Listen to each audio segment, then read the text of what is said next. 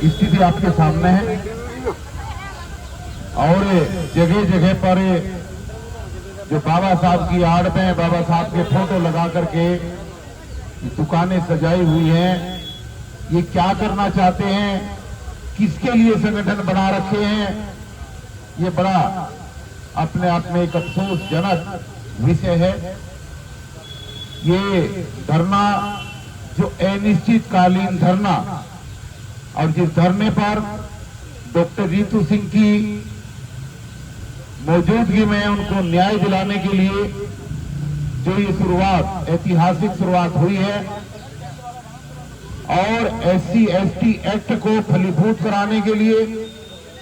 और दोषियों को सजा दिलाने के लिए जो कल एक शुरुआत हुई है जिसका टाइटल है कि मरना नहीं लड़ना सीखो। हमारे बहुत सारे बच्चे टेंशन में आकर इस तरीके के दुराचार का शिकार बनकर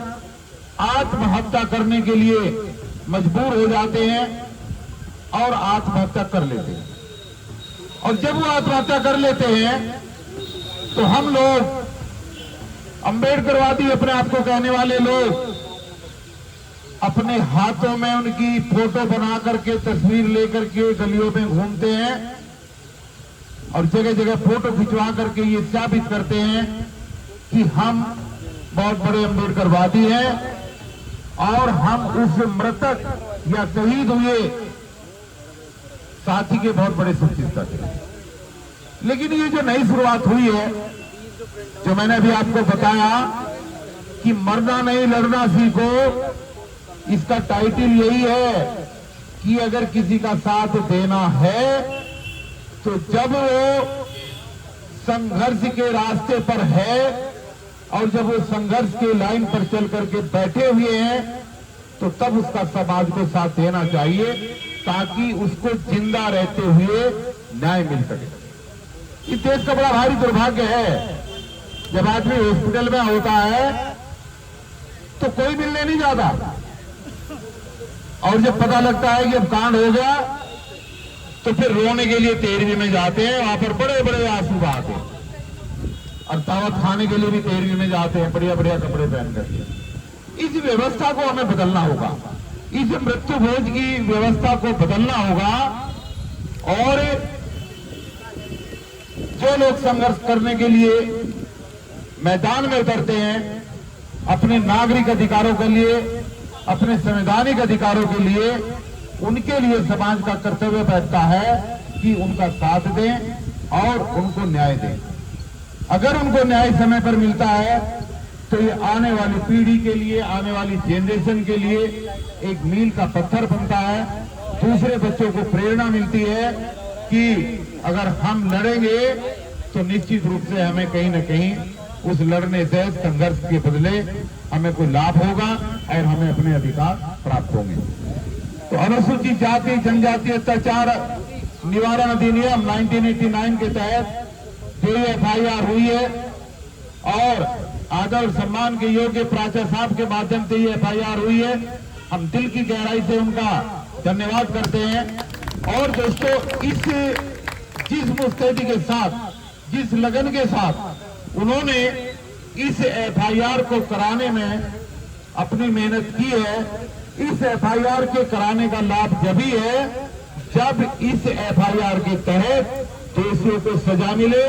और वो जेल के सलाखों के पीछे जाए, तभी इसका कराने का फायदा है। अब समाज की जिम्मेदारी बैठती है कि शुरुआत करके नौकरी नहीं न्याय चाहिए कि राह पर चलते हुए डॉक्टर रितु सिंह ने जो ये यहाँ पर धरने का ऐलान किया है, आह्वान किया है, हम सब लोग मिलकर इसमें आगे बढ़े और जितना जिससे हो सके वो सहयोग करें और यहाँ पर संख्या पर्याप्त और भरपूर रहनी चाहिए, तब जाकर के शासन प्रशासन पर कोई प्रभाव पड़ेगा। जो साथी कल आए वो आज नहीं आए, जबकि उनको पता था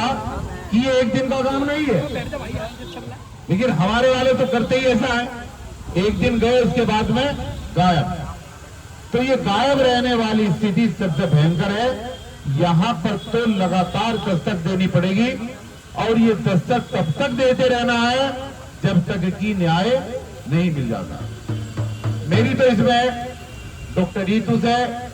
भानु प्रताप सिंह जी से और प्राचार्य साहब से ये गुजारिश है कि ये कोऑर्डिनेशन कमेटी टाइप की बनाई जाए जिम्मेदार साथियों की,